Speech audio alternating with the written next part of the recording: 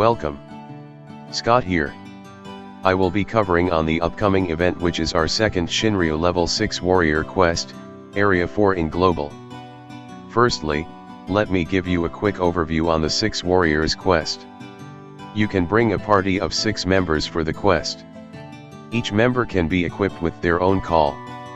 For every turn, you can do a member swap.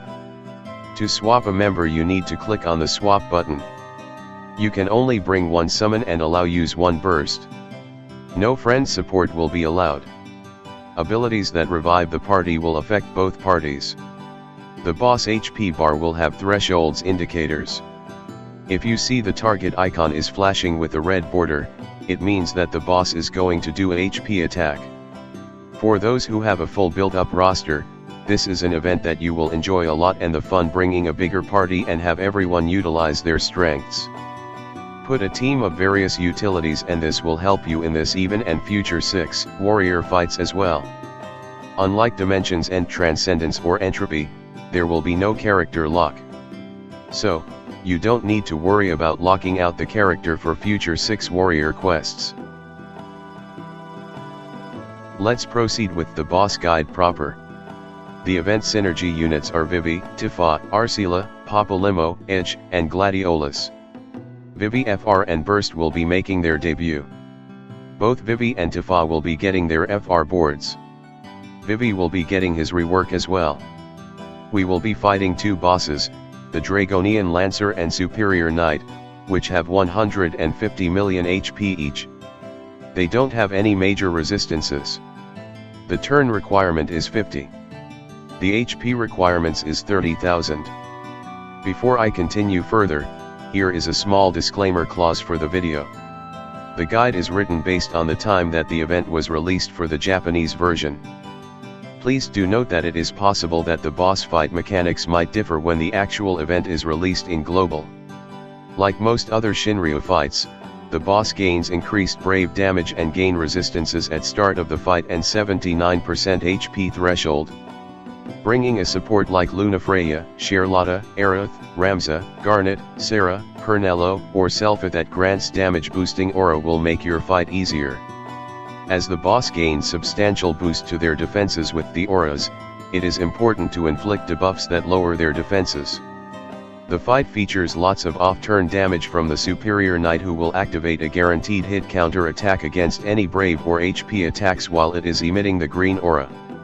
When it is emitting the yellow aura, its attack will ignore brave and HP damage nullification effects. It will switch between the stances for every 10 action you take.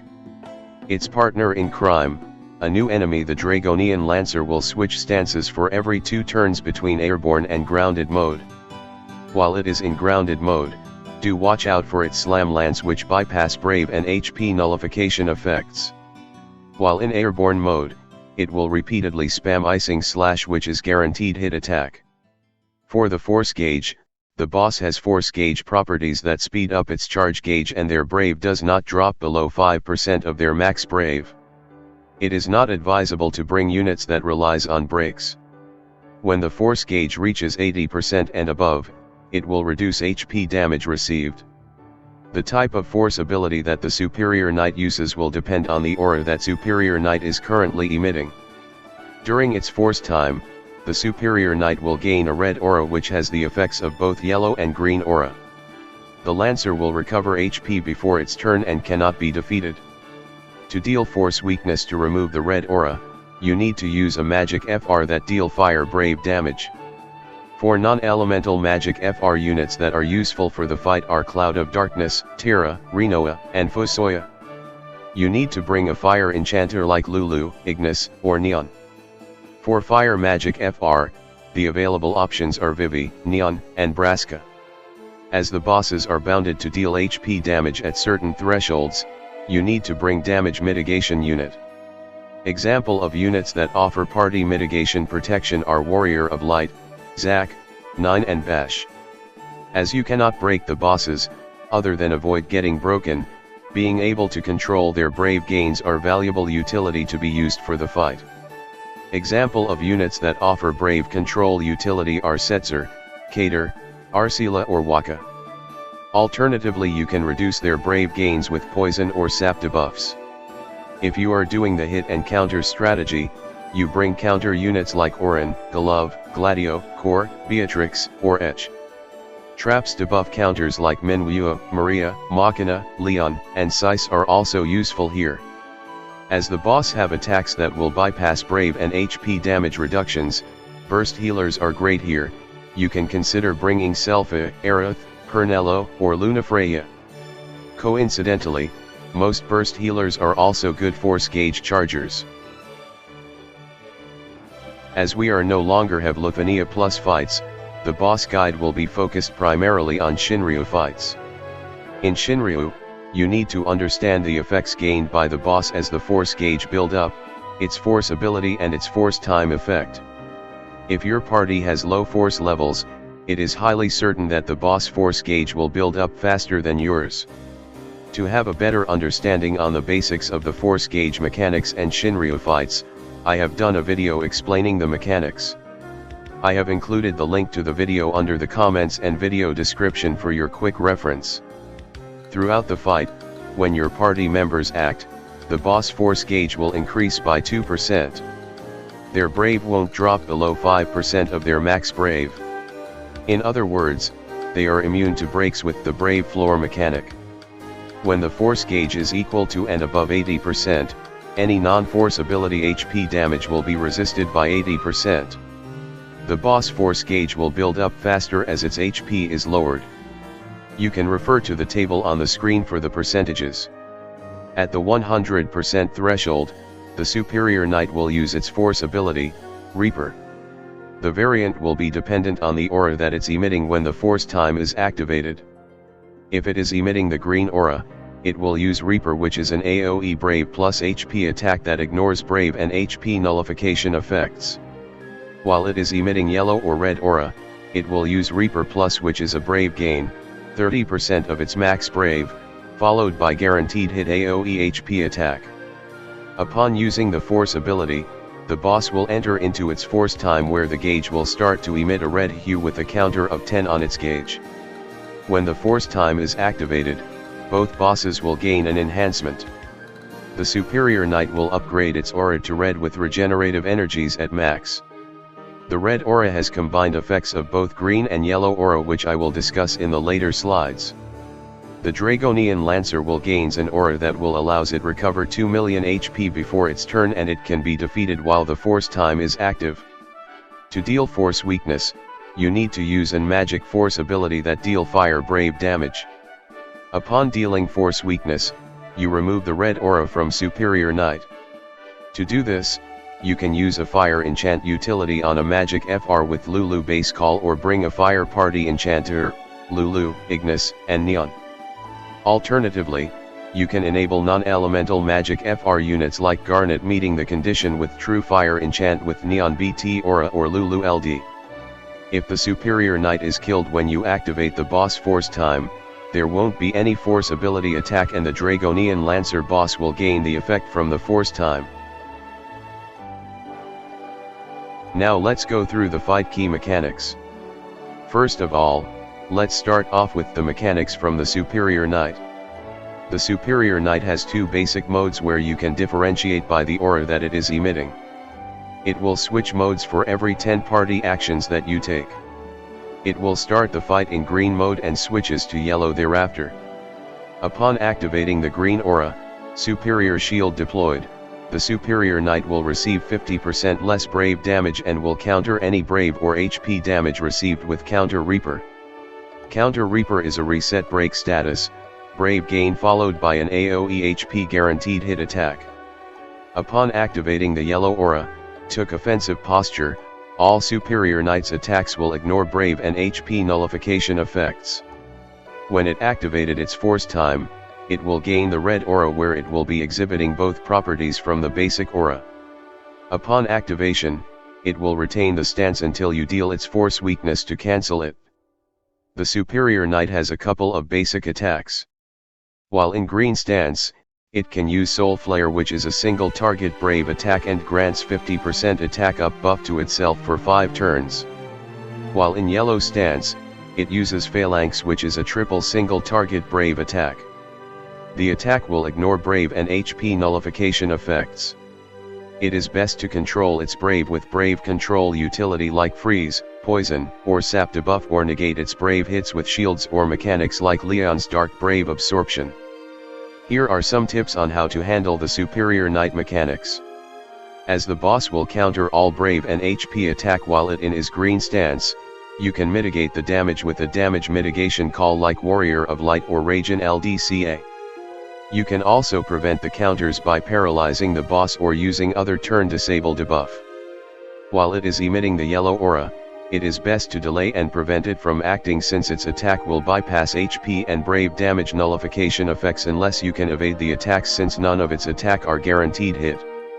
Stand by a burst healer like Rem, Aerith, or Lunafreya in the reserve and use the unit for emergency healing utility if needed. If you ever let the boss trigger the force time, make sure you cancel it immediately with a fire-based magic FR. If you using a non-elemental magic FR like Terra, Rinoa, or Yuna, Lulu base call will do the job, or you can bring a party fire enchanter like Ignis, Lulu, or Neon. You also can enable other elemental FR with true fire enchant utility with Neon BT Aura or Lulu LDCA. Now let's talk about the other boss, the Dragonian Lancer. Like the superior Knight, the Dragonian Lancer has two stance, grounded and airborne mode. It starts off in grounded mode. From my research, it seems that Dragonian Lancer will switch stances every 2 turns it takes. It will activate airborne mode with Thunder Garb, which grants Brave to the party by 100% of its initial Brave.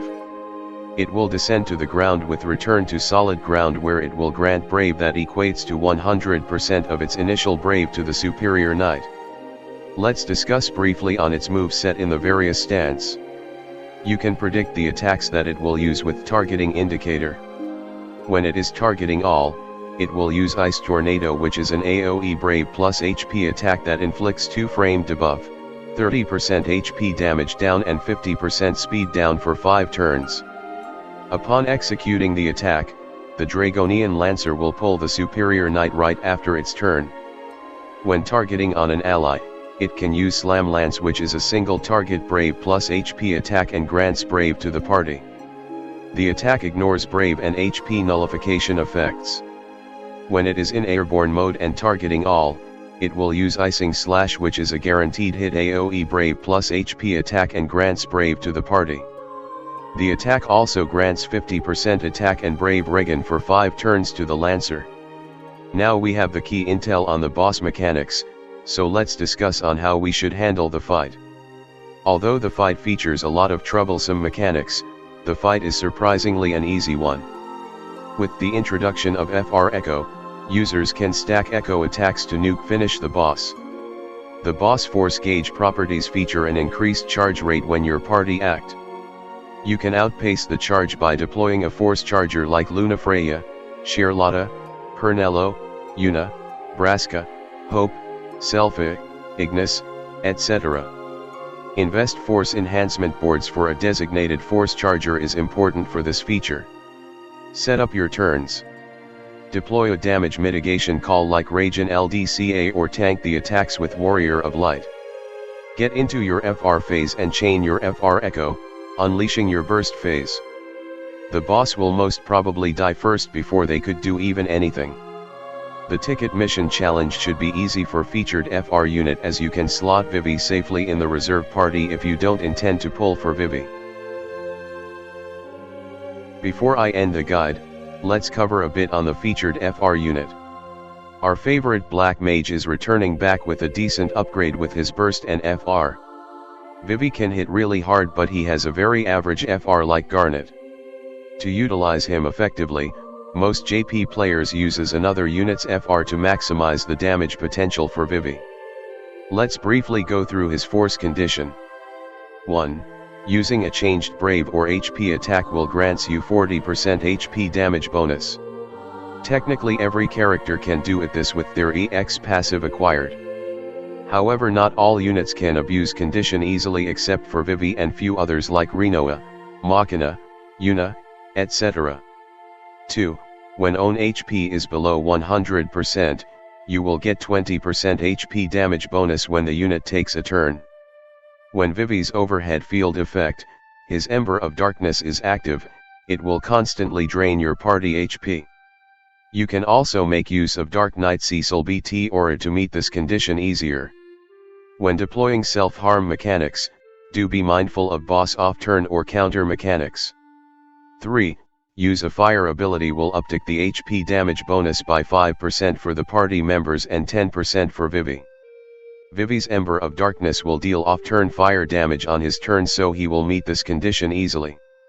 However, Vivi does not provide the party fire party enchant. You probably will need to complement him with another fire enchanter like Lulu or Neon. If Vivi using his double fire attack with his field buff active, he can meet 80% HP damage bonus per turn. However, for other units, they can meet only 65% per turn. This FR is meant for Vivi use. Thus it is probably best to save the FR use as Echo instead. Before his BT release, Vivi has a chunky mechanic, which is that upon using his double fire attack, it will dispel his double black buff and revert his HP command back to the generic HP plus command. Having his BT aura, you can gold frame Vivi's buffs and prevent the dispel of his double black buff. This is important for Vivi as you want him to continue spamming his powerful double fire plus attacks. The BT aura also raises both party brave damage cap and brave damage potencies by 50%. It will also grant the party 20% HP damage cap and raises the max brave cap by 30%. If you intend to build Vivi, he needs to have his BT green for optimum efficiency, which will be the standard for any future DPS unit relist. With this, I have come to the end of my boss guide presentation. Hopefully you find it useful. If you like the video, please give a like. Please subscribe to my channel for future gaming content. Good luck for the fight in the coming hours. Bye.